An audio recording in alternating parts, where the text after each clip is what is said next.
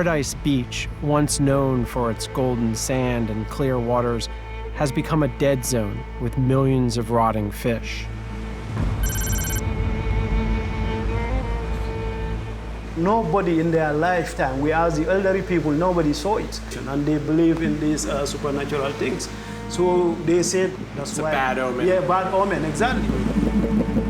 Crabs, fish, everything was completely dead. Wow. Even all the plants surrounding that place are all died. Turn red.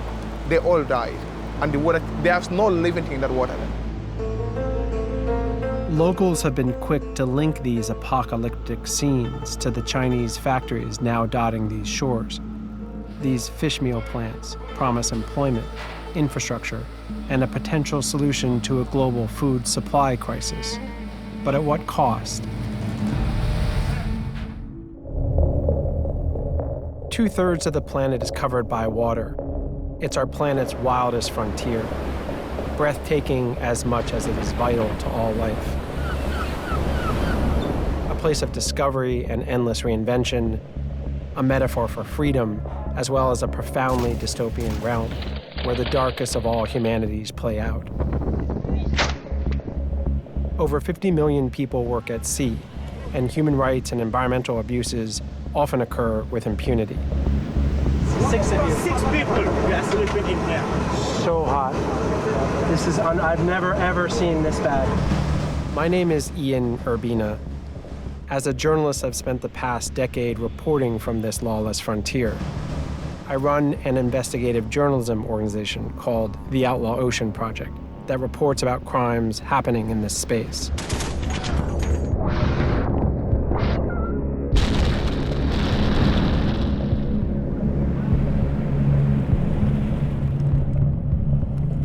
This is the Outlaw Ocean.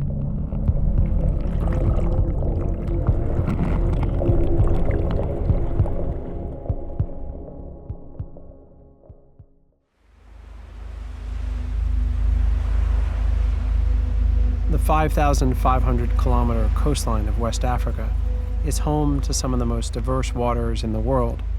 It's also economically vital to the region. More than 7 million people from Mauritania to Liberia rely on fishing for their livelihoods. For centuries, artisanal fishermen worked in tandem with nature's rhythms. Abundant fish maintained healthy local fisheries. Then, industrial fishing by foreigners began.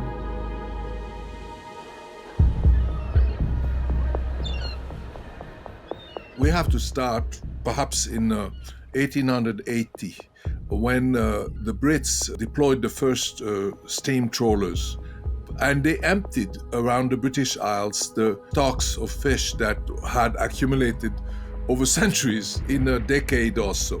And they had to fish further offshore. And basically that phenomenon reproduced itself in every country of the world. The biomass, the amount of fish in the water, has declined. We have wiped out 90% of the big fish. And that is very hard for people to conceive.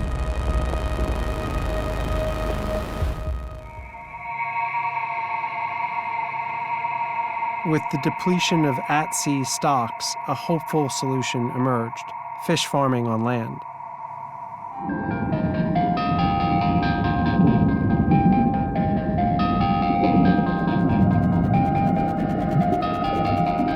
Aquaculture is often framed as both sustainable and a scalable way to feed the world, but there is a catch. Industry routinely chooses to feed powdered wild fish to their farmed fish in order to fatten them up and sell them faster. Fish meal is a very inefficient food source that actually worsens depletion of ocean fish stocks rather than slowing it. Fish meal is a product that you get out of fish little fish, they are ground up.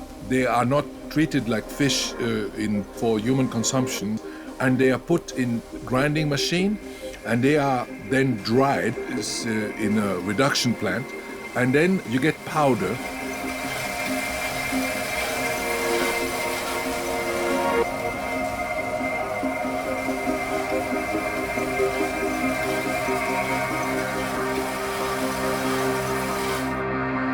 With relentless demand from China pushing fish meal prices to record highs, companies have set their sights on West Africa as a new source of supply. Gambia is the target.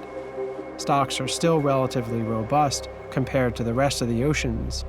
It's one of the world's poorest nations, with the least monitored national waters.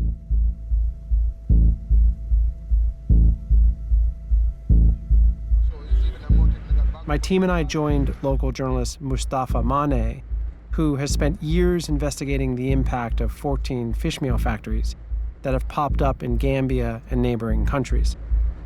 Where are we right now?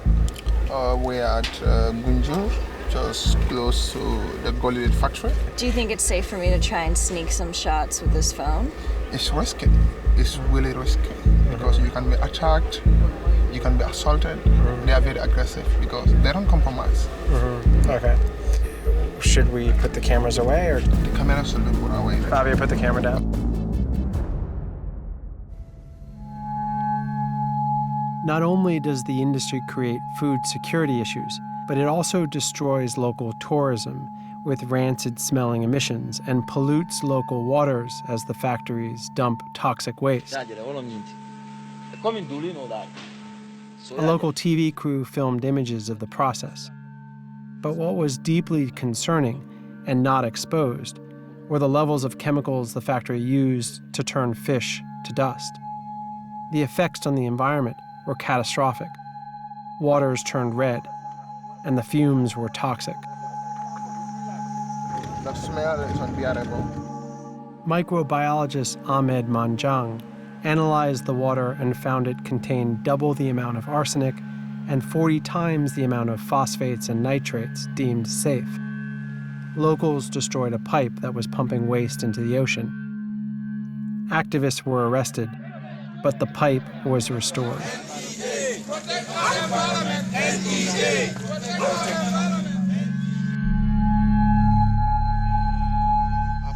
Why do you think they can get away with operating above the law? Because Gambia is in serious political debt with China. Okay. Hello. What's going on? You good? I went to Manjang's home. He's the microbiologist who had tested the toxic waters. He's also now a leader in the opposition to the factories. The local fishermen, they lost control of their beach. These fish meal are taking the protein away from our dinner tables. So what's that going to happen? We're going to have a malnourished nation. Anyway, we are taking the natural one, giving it to the Chinese. They convert it into powder, send it to China, feed the fish, ship, and bring it to Gambia. And resell it to yeah. at an expensive price. The bunga fish we see now will disappear, and that will be a disaster for this community.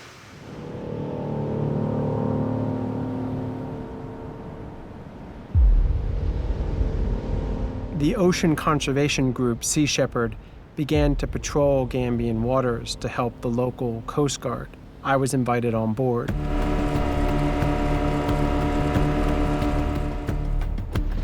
The first time out, we saw a vessel, didn't know who it was, ran at it, got there, and suddenly it's the vessel that we were most interested in because it's connected to this really sketchy fish meal plant on land.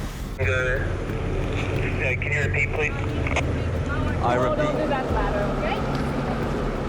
But we need to keep a hold of the ship, because I cannot Possible. Everything possible. Come here and think possible. This is a vessel that had its transponder off, so it was already a dark vessel.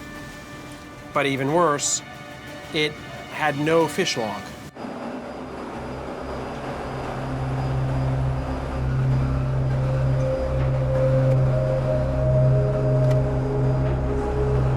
A fishing vessel's got to have a navigation log, which is their positions every day, where they fished, the quantity of fish. You can see the last entry here was on the 21st of January, and then there is nothing.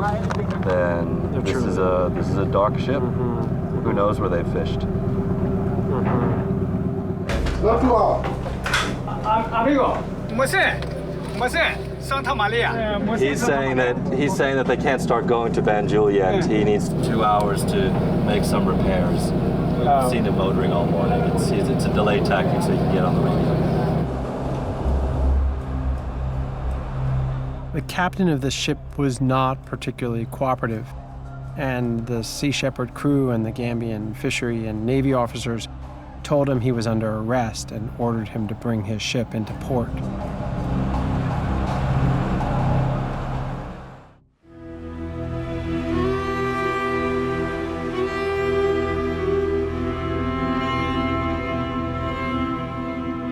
And then the second vessel was 10 times worse.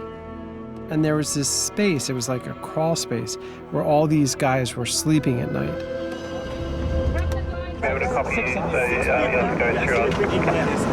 So hot. Fabio, I've never ever seen this bad.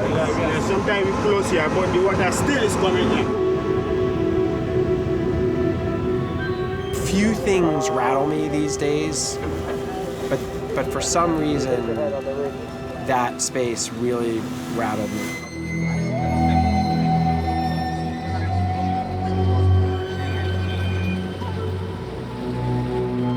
The local fishermen here also testifying that these guys have been trawling very, very close to the shore. On top of that, the living conditions here are really not for humans. Not even for animals, but not for humans.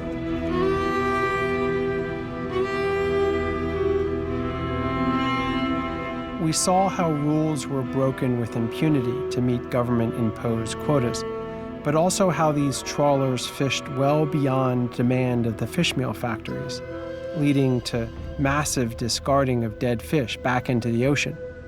The overcatch is left to rot in the waters or on the beaches, like in Gambia. We harvest fish the same way that is similar to using bulldozers to catch rabbits. And if you use bulldozers to catch rabbit, you will have no forest. Our use of aquaculture is ironically accelerating the very problem we set out to solve. Rather than slowing the depletion of fish stocks, aquaculture is speeding it up because of fish meal. And ultimately, it is the poor and our oceans that continue to pay the price for our ferocious appetite. I will run and come back, but I will never stay away, because I believe one thing, that is, if Gambia is destroyed, it's destroyed for us. And if Gambia is made, it's made for us. And I always ask myself one question, that is, what is going to be my answer if my children or my grandchildren happen to ask me, what were you doing when all this environmental destruction was happening? I always want to have the answer. And that's the main reason, that's why I keep speaking to people. I keep doing what I should do. I keep raising the awareness level of people, because awareness raising is key.